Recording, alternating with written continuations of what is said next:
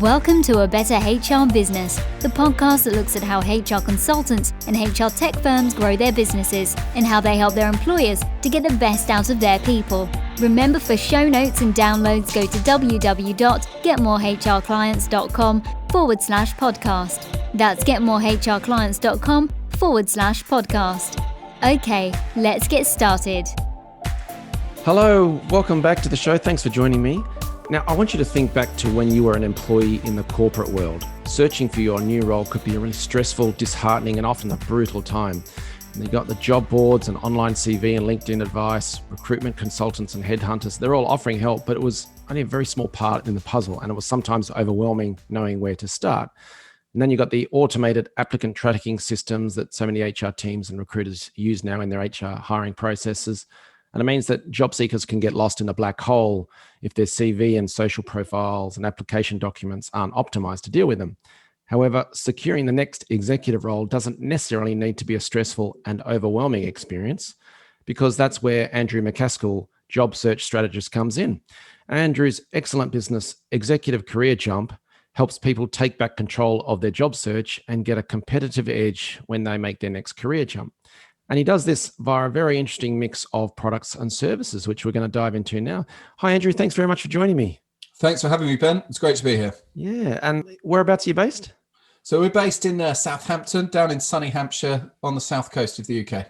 Beautiful, beautiful part of the world. And look, I know it's a little while ago, but you're English. And so I just want to check in and see how you're doing after the nil points at Eurovision, England's 0 points. How do you feel? It hurt. Yeah, it hurt. It really, really hurt. I didn't think we were that good, actually. So, yeah, maybe I'll go into bat next year, see if we can oh, wow, got a new product line. Brilliant. Yeah. I always find it bizarre that a non-European country, Australia, can rank higher than other countries. So, yeah. No comment. Yeah, good stuff. So let's dive in. What does Executive Career Jump do? Yeah, well, we're a business with one very clear purpose. And so our North Star, if you like, is that our mission is to end job search misery. So that's the overall guiding light that drives everything that we do. And how that's manifested is in a number of different things. So we started off with an online club, which is a subscription club, an online course, a community, group coaching, which helps leaders go from understanding what they want to then executing a plan to go and get it. And it's broken down in the minutiae of detail in terms of getting an edge at each stage and really standing out from others in transition. So that's the first piece. We also do one-on-one services. So we've got a team of coaches, myself included, who can help with anything from selling yourself more effectively to optimizing LinkedIn to getting that CV to beat those bots and go past the ATS machines as well. And by accident, really, we started also working with organizations. So people were coming to us who'd already been through outplacement programs previously to get an extra edge. Word started to spread. And so then companies have been engaging me and the team to help them offboard people with the same passion, I guess, that they onboard people so that they leave as advocates. That's brilliant. So you got a wonderful mix of B2C and B2B. So you didn't start out trying to get that B2B work. You just naturally evolved. Completely naturally evolved. Yeah. And it all completely inbound off the back of a pretty simple content management strategy. But we're going to go further into that. I see that as an overpriced, outdated industry that's well due some disruption and a more digital focus. So I'm looking forward to it. Right. The outplacement support is yeah, totally overpriced, completely outdated. A lot of people teaching LinkedIn to job seekers have no LinkedIn presence themselves, all that sort of stuff. I think there's a fresher, more cost-effective, more impactful way to do that service, and we're going to do it. Wow. Okay. So watch this space. Very good. So if we go to the club, then I think it's a fascinating product, service, whatever you want to call it, that you've offered. How did you actually start it in the first place? Because it's quite a big decision to set up a group. Yeah. So just dialing back. So my last proper job was as MD of an organization called Executives Online. So we were an executive search business with 85 people in 5 countries. And I saw in the day-to-day running of that there were leaders in transition who were struggling, good people who weren't getting found. So initially this was, I guess, what the cool kids would call a side hustle, Ben. Feels weird, a 40-year-old bloke saying side hustle. But anyway, it was a side hustle. Let's call it that initially. But then my 5 years at Executives Online came to an end. The board went in a different direction. And so through circumstance, we decided to go all in on it. And we went all in December 2019 when there was record low unemployment. And then a few months later, everything completely changed. We got super lucky with the timing, and we found what we were doing went into quite a high demand scenario. So at that point, we thought, right, I can't just keep doing one-on-one stuff and updating CVs and LinkedIn. We've got to get a more scalable model. And that's where the club came in, because obviously it's a self-serve situation. It's a community situation, and I'm diving in there once every 2 weeks for a group call. So it's relatively low touch for me, but relatively high impact for our customers, which is great. Brilliant. That's good. Yeah, the timing thing is fascinating. The fact that you made that switch right when the market changed, whatever. I remember I once produced a big training program on employee attraction and retention because of the skill shortage. And then pretty much the following month, we had the global financial meltdown thing, all the banks crashing and stuff. So that wasn't such an issue anymore. So I'm glad that timing works for someone anyway. Tell me what's within the club. What are the actual components that someone would enjoy if they're a member? Yeah, sure. So the online component, so we're built on the Kajabi platform, which I'm a big fan of. Yeah. And when you enter into the Kajabi platform, there's two areas that our members go to. So the first area is the online course area. So we've got 30 modules in there of between 3 to 10 minutes that are audio files and also video files. And each one comes with a workbook or a template that you can work through as you complete through the course. Those 30 modules are organized into understanding what you want, getting your CV and LinkedIn in place, networking, working with headhunters, interviewing to a new level, on all the way through to onboarding, right? So it's like a full end-to-end online course. In the other section, we've got resources and templates. So everything from cover letter examples to networking templates to templates as to how to announce your availability on the market. And also the recordings of the group calls where we all get together on Zoom and we do a deep dive into something. So that's all in that resources and templates area. So that's the online component of the membership. What I think is particularly powerful and often underrated is the community element. Yeah. And so what they get is access to our private LinkedIn group, which at any point in time has had between 100 and 150 subscribers and members in there. And they play a really important role with each other because they're promoting each other's content, they're sharing headhunter contacts, they're sharing leads for jobs, and also openly sharing with some of the struggles that come with the mental side of the transition and supporting each other, buddying up, Zoom offies, all of that stuff. Some really good activity going on in there. So they get that. And then once every 2 weeks, they have to suffer a group call with me whereby we dive on and I'll do a live Q&A, but we'll also go super deep into one element of either the online course or the job search playbook, which is the book that we have recently launched as well. And we'll go deep into one element of that and coach people in more depth. So it's like it can be as comprehensive as you want it to be, right? For a relatively low entry price. That's brilliant.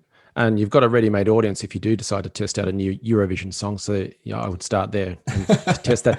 So to take it back, you mentioned there was lots of templates and things like that. If you're listening to this, I think templates are just such an important and powerful tool to have in the arsenal for either marketing and or client support, because people love templates. You can read a white paper that's 50 pages long, or you can take down a one-page document that says, this is what you need to do next. So I love the fact that you've added that into there. Why LinkedIn? There's so many groups on Facebook. I'm a member of different Facebook groups and there's offline platforms. What made you go with LinkedIn? Yeah, so I'm a LinkedIn addict personally, and not reformed yet, but I'm working on it. So over the last year, I've probably added in excess of 70,000 personal followers and built a platform on there, which means it's my native environment. I'm in there all the time. So from a selfish point of view, it made sense for it to be on LinkedIn.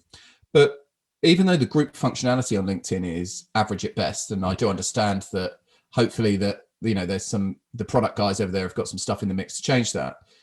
Really, my aim is the reason the group's on there is because I want the executives who are in transition and working with us to be on LinkedIn as much as possible.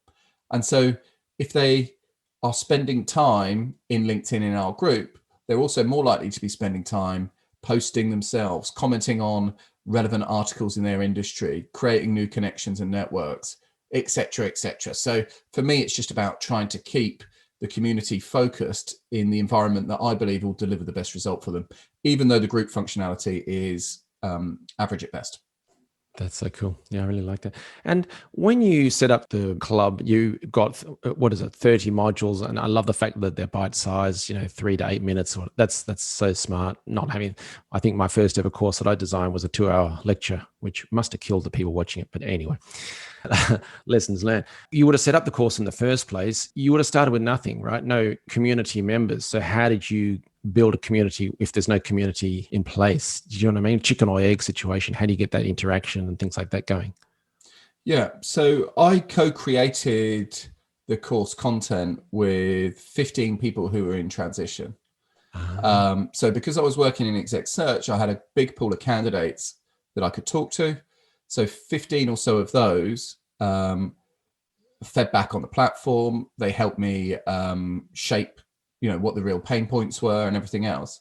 And then as a direct thanks for their input, I gifted them lifetime free membership. So nice. we were able to go out and start marketing already with a community in place. And I think you have to do that. Like, nobody wants to be member number 3. Because you don't get that community element. So being able to push out to market with 15, we actually got up quite quickly off of that. The harder thing has been kicking on again. So we've stuck between 100 and 150 members for quite some time. And the majority of our revenue comes from the other coaching and the outplacement stuff we do. But I'm currently trying to work out how we can re-engineer it so that it kicks on from here, because it kind of flew up to 100 and then it's just stayed in and around that, got up to 150 at various points. So yeah, have some members in there from day one would be my view on that. Certainly the channel partner approach I've seen work in different places. That's what all the HR tech firms do, so they've got consultants in there trying to refer people in. Yeah, so we've had we've got an affiliate program set up, partnership program set up with recruitment companies. So executive search companies who are talking to people that are maybe struggling. They might not have a role they can put them forward to, but they can put them our way and get them involved with our program. So yeah, we've got a partner landing page and a partner scheme set up to automate all of that on Kajabi. Okay. So if someone listening to this is a recruitment firm, they should get in touch. Is that right? Absolutely. Yeah. If you're a recruitment firm dealing in the mid to senior market and you're finding that there's lots of candidates you want to help, but you haven't got either the capacity or the number of vacancies to do so, then we'd really like to help you help them. Nice.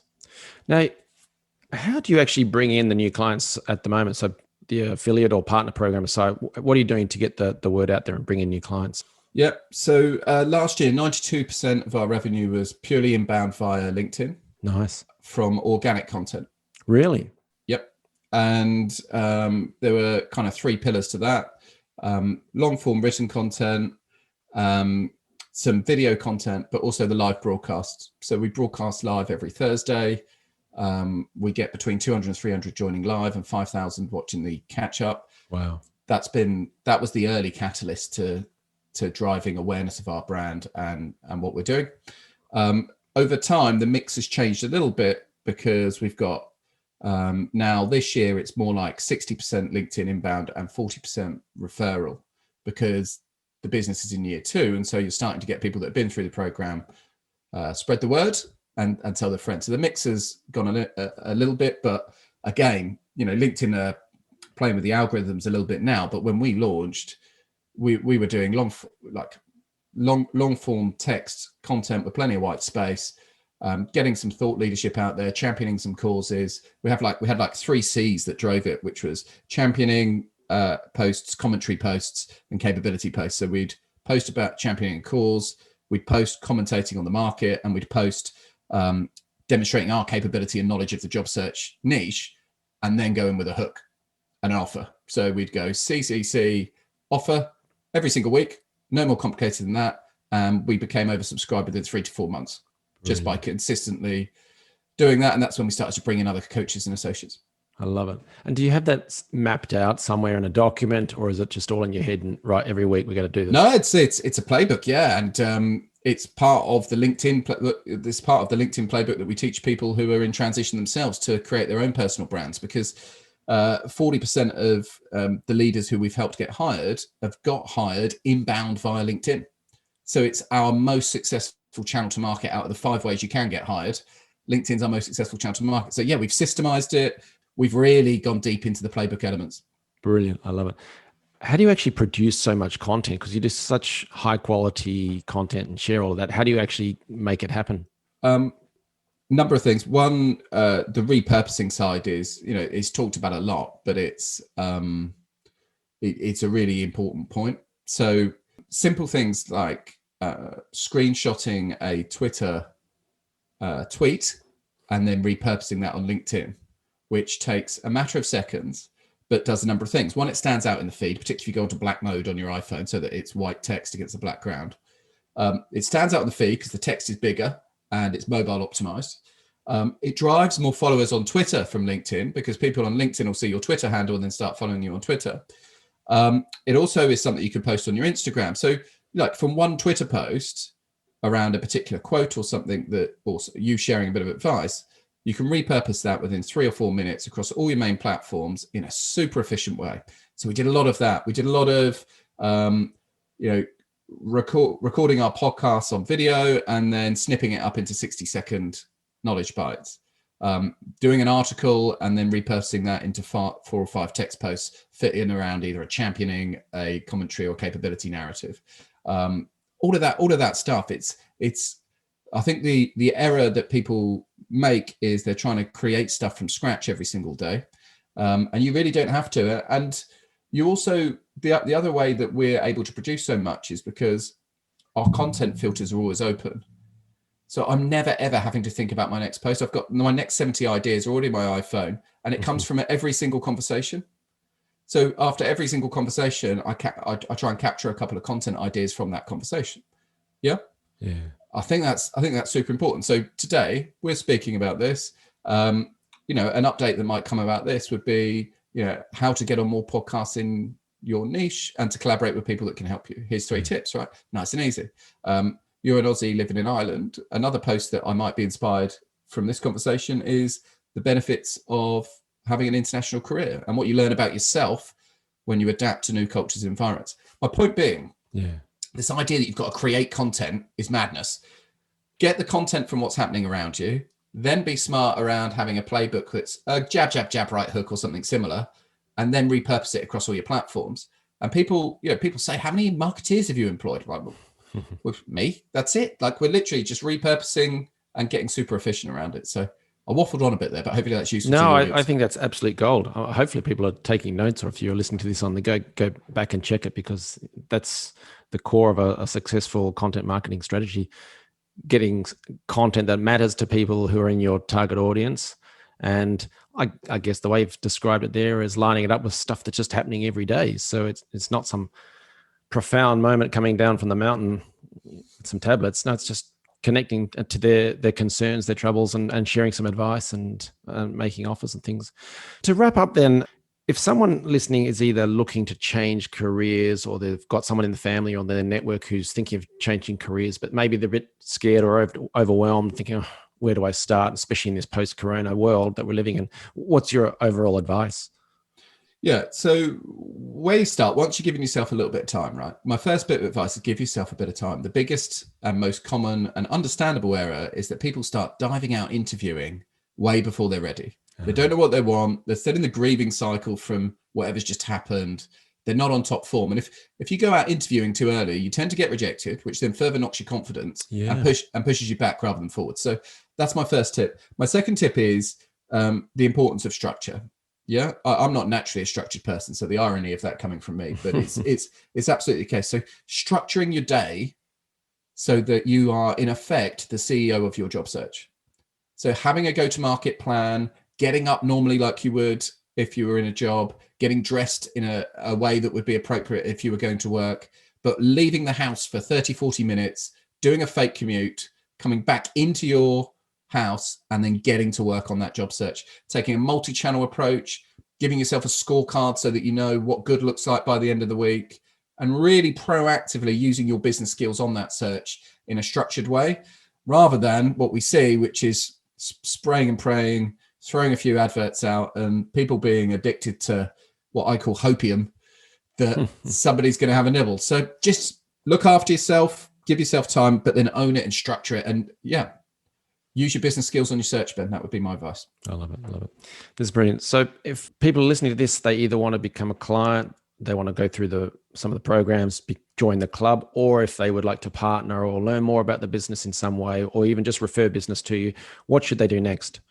Yeah, well, definitely, if you're not already, please do follow me on LinkedIn. So it's Andrew MacAskill. I'm on LinkedIn /job search coach as the URL there. I'm also available at www.execcareerjump.com, which is our main website. And if you want to just get a flavor for what we're about, this week we published a book called The Job Search Playbook, which became a bestseller within 24 hours, which blew me away. Nice. And you can get a copy of that for less than £10. It's less than 100 pages, but that'll give you a really good overview of what we're about and how we're getting the results that we're getting. So any of those channels. What's in there? Well, when I set out to do it, Ben, I said, if I'm going to write a book, if I'm going to do this project, when we approached about it, I want it to be less than 100 pages and less than £10, so that it was super accessible. And what it is a front to back. It's the type of thing you could buy. Say someone you cared about got made redundant at the weekend. You could hand it to them.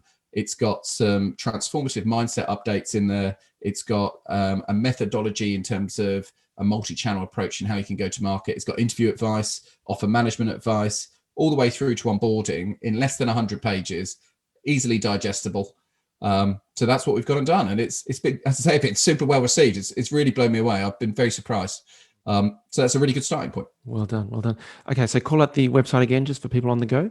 Thank you for the opportunity. So it's www.careerjump, all one word, .com. Excellent. All right. Well, Andrew, we'll leave it there. Thank you very much for sharing your insights and your advice. It's been fantastic. Thanks for the opportunity, Ben.